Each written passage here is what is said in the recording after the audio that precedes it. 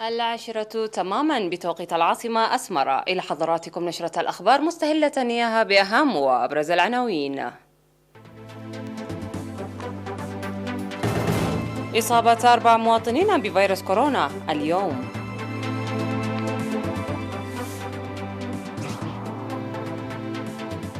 حاكم إقليم شمال البحر الأحمر تزور أفعبت. مدراء الضواحي المنتخبون يؤكدون الدفع ببرامج الإدارة والتنمية. اتفاق على تسريع وتيرة مكافحة الاحتباس الحراري بعد مفاوضات عسيرة. مقتل 58 شخص في اشتباكات عنيفة داخل سجن غرب الإكوادور. ألسنة النيران تشتعل في خزان لأكبر مصفاة نفط في إندونيسيا. إعلان وزارة الصحة. أعلنت وزارة الصحة أن الفحوصات المخبرية التي أجريت اليوم في مراكز العزل والفحص في الإقليمين الأوسط والقشبركة قد أظهرت إصابة 4 مواطنين بفيروس كورونا، وقد ظهرت 3 من الإصابات في 4 أسمرة وسنبل وشكتي في الإقليم الأوسط، وإصابة واحدة في أديبرة بإقليم القشبركة. في غضون ذلك شوفي 23 مرضى كورونا، 17 من الإقليم الجنوبي و6 من الإقليم الأوسط، ووفاة رجلان يبلغان من العمر 185 عاما وامرأة تبلغ من العمر 67 عاما، وثلاثتهم من الإقليم الأوسط. وبهذا بلغ عدد المصابين بفيروس كورونا في البلاد حتى الآن 7055 شوفي منهم 6862 وتوفي 51 مريضا، فيما لا يزال 142 مرضى يتلقون العلاج في المستشفيات. وزارة الصحة 14 من نوفمبر 2021. قامت حاكم إقليم شمال البحر الأحمر السيدة أسمرة أبرهة بزيارة مديرية أفعبت من 9 حتى 11 من نوفمبر، وعقدت اجتماعات حول تنفيذ برامج التنمية ودور المجتمع.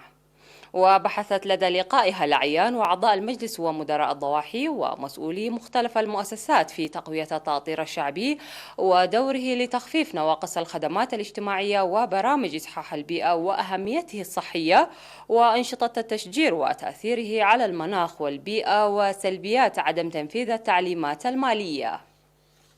وأوضحت بأن الخطوات ستتخذ ويجري العمل الجاد بشأن ظاهرة نقل الأموال وتأثير عدم تقديم معلومات دقيقة للشعب عن الأموال التي قدمها، ودعت لجان القرى والأعيان والمسؤولين في مختلف المستويات والشعب عامة القيام بدورهم. وتفقدت السيدة أسمرات مستشفى أفعبت الذي يعمل مرجعا لمديريات نقفة وقرورة وأدوبحة، وناقشت مع الإدارة والأطباء سبل حل نواقصها من التجهيزات والبنية التحتية. وزارت أيضا ضحية قلامت متفقدة غرف الحوامل والمرضى المشاهدة بمبادرة السكان، وأوضحت في لقائها بالسكان أن نتائج الاستثمار الجاري في التعليم والصحة يأتي بالاستفادة الجيدة منه، منادية الأعيان ولجان القرى القيام بدورهم المؤثر لدفع الإناث للتعليم. وأوضح المشاركون في الاجتماع العمل لإصلاح الوضع مطالبين بحل إشكاليات الاتصالات والمواصلات والمياه.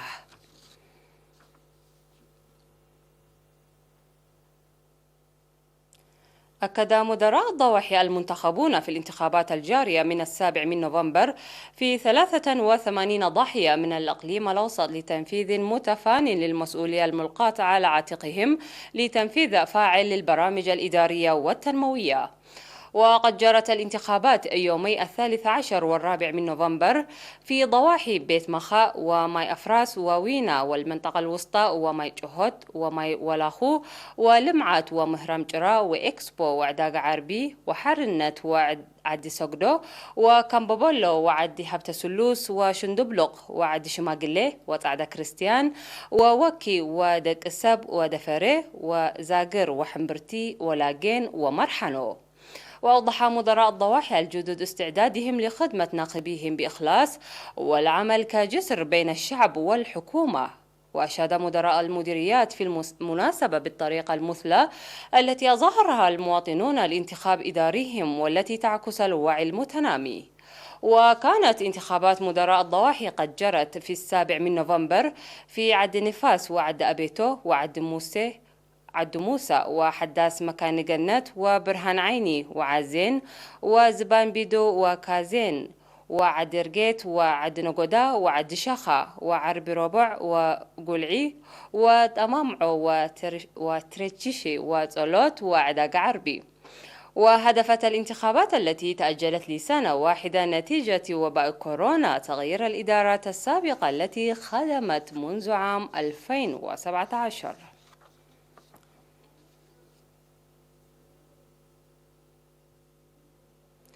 دعت جمعية السكري بتنظيم الغذاء ومزاولة النشاط الرياضي وعدم تناول المكيفات والمشروبات الروحية لمكافحة مرض السكري.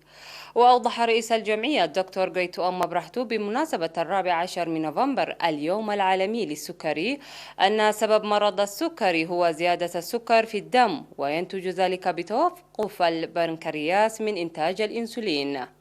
وذكر أن الأعراض الرئيسية لمرض السكري الإرهاق وزيادة الوزن والتبول السريع والعطش، ويتسبب المرض في العمى ومرض القلب وضعف الكلى وبتر الأرجل.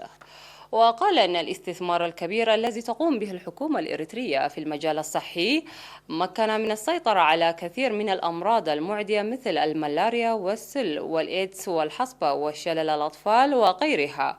وعلى النقيض من ذلك توسع مرض السكري في الانتشار، مؤكدا تقديم الخدمات والدواء المجاني لمرضى السكري في البلاد، وبذلك تعتبر إريتريا في ذلك من الدول النموذجية في أفريقيا.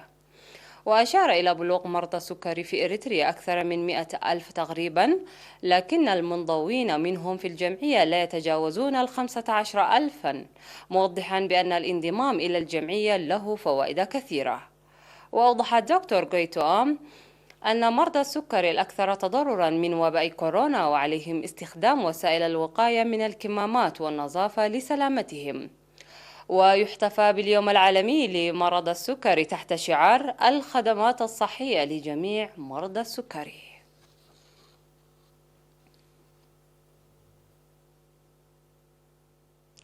أعلن مزارعو مديرية سجنيتي أن بذور زيت الخردل المقدمة من مؤسسة الأبحاث الزراعية في حلحلة للتجارب هذه السنة حققت نتائج مرضية. وذكر المزارعون حصولهم على تنوير بالبذور مسبقا، وأن النتائج التي تحققت في التجربة الأولى كانت فوق التوقعات. وأوضح مسؤول مكتب وزارة الزراعة في مديرية سجنيتي السيد إياسو أسفاو رعاية البذور الزيتية التجريبية في مساحة 27 هكتار، وحقق نمو جيد لقذارة الأمطار هذه السنة في المديرية. وقال إن البذور الزيتية تسهم إلى جانب الفوائد الاقتصادية في إخصاب التربة وغذاء النحل من زهورها، ولا تتطلب بعد زراعتها الكثير من الجهد. وذكر أن القبول الجيد التي وجدته من المزارعين يساعد لزراعته بتوسع في المستقبل، وسيتم توسيع البذور بأسعار مربحة للمزارعين.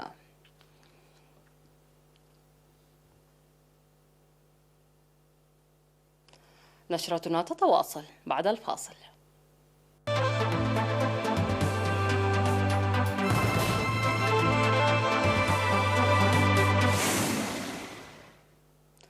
توصل اتفاق الدول المشاركة في مؤتمر المناخ كوب 26 إلى تسريع وتيرة مكافحة الاحتباس الحراري بعد مفاوضات عسيرة أدت إلى تمديد القمة يوما إضافيا.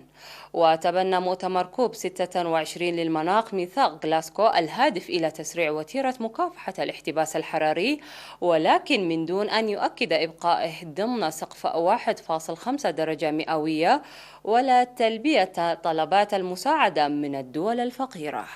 وجاء التبني النهائي للنص بعد أسبوعين من المفاوضات الشاقة وتحذير وجهها الرئيس البريطاني للمؤتمر العالمي حول المناخ، وإثر تعديلات في اللحظات الأخيرة أدخلته الصين والهند حول قضية مصادر الطاقة الأحفورية.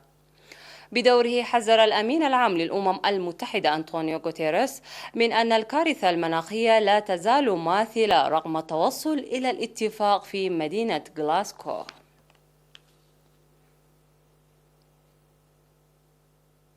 أعلنت الشرطة الإكوادورية عن مقتل 86 شخص على الأقل جراء اشتباكات في سجن ليتورال في مدينة جوايكل قرب البلاد.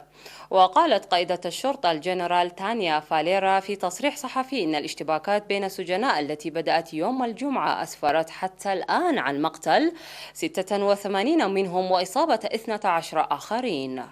بدوره اعتبر حاكم محافظة قوايس حيث يقع السجن أن تدخل الشرطة بهدف إعادة النظام أنقذ حياة الكثير من السجناء في المنشأ. وسبق أن أفادت وسائل إعلام محلية بأن سجن ليتورال تحول من جديد إلى ساحة مذبحة حيث قتل أكثر من 50 شخص. وأضافت أن قوات الأمن تقوم بفحص السجن ولقد صادرت أسلحة ومتفجرات. وسبق أن شهد سجن ليتورال في 28 من سبتمبر مواجهات عنيفة بين سجناء منتمين لعصابات مختلفة أودت بحياة 119 شخص. وأعلن على إثره الرئيس غيليرمو لاسو حالة الطوارئ في كافة معتقلات الإكوادور. اشتعلت النيران في خزان لأكبر مصفاة لتكرير النفط في إندونيسيا دون وقوع إصابات.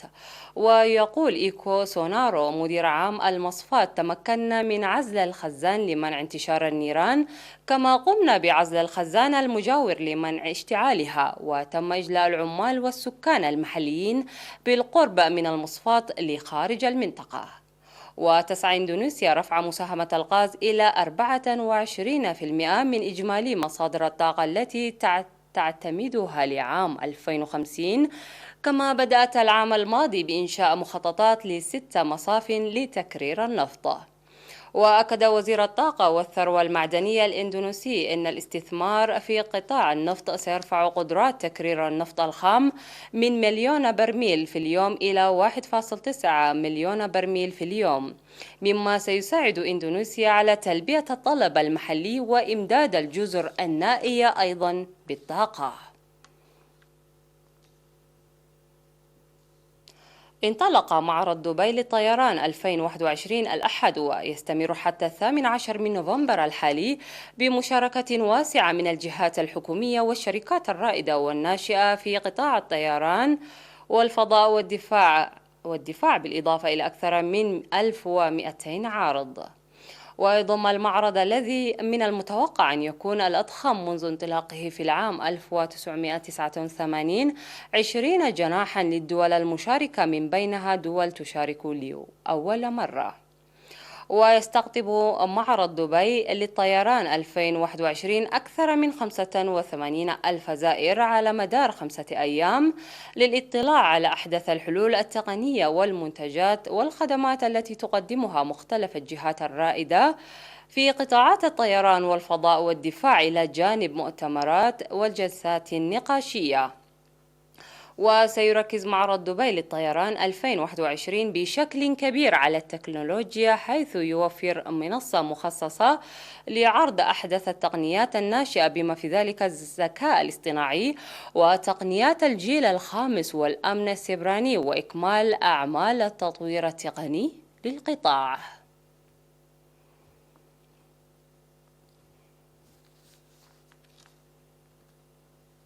ختام النشرة اسمحوا لي أن أذكركم بأهم ما جاء فيها.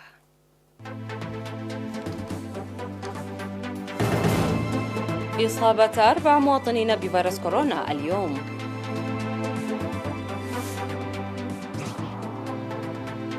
حاكم إقليم شمال البحر الأحمر تزور أفعبت.